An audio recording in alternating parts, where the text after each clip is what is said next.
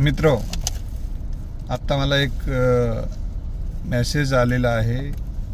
त्या मेसेजमध्ये त्या मुलीनं लिहिलेलं आहे की सर, मला मार्गदर्शन करा.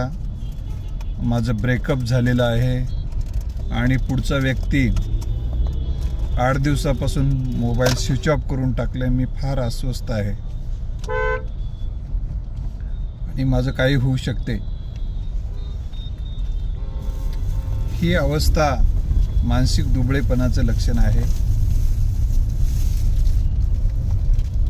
लक्षात ठेवा, अशा परिस्थितीमध्ये आपण काय विचार करायचा. ज्यांनी तुम्हाला धोका दिलेला आहे आणि तुम्हाला तुमच्या आयुष्यातून निघून गेलेला आहे असं तुम्हाला वाटते,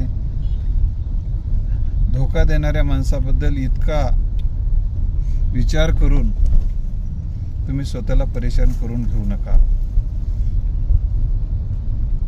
पहिल्यांदा बरं झालं, तो काही न सांगता निघून गेला. उद्या जर त्यानं काही तुमच्या संदर्भामध्ये काही घातक काही करून केला असता, तुमचं हानी केला असता, मर्डर केला असता, तसं काही न करता आपोआप निघून गेला, ते एक प्रकारे बरं झालं हा एक विचार करा.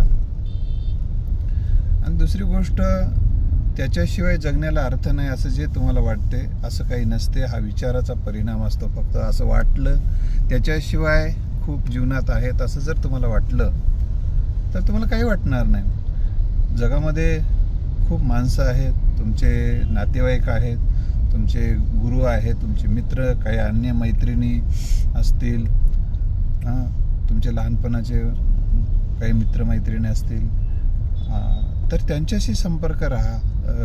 कारण विषय बदलल्याशिवाय तुम्ही त्यातून बाहेर येऊ शकणार नाही.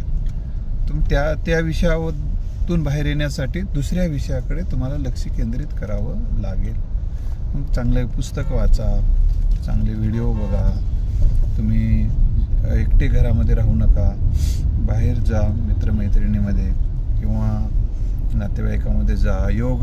योगासन, प्राणायाम, ध्यानधारणा करा. आणि थोडंसं विषय बदलला की त्या विषयाबद्दलचे विचार बदलतात. आपण एखादा विषय न बदलता ते विचार येऊ नये असं वाटत असेल तर तेच विचार येत राहतात.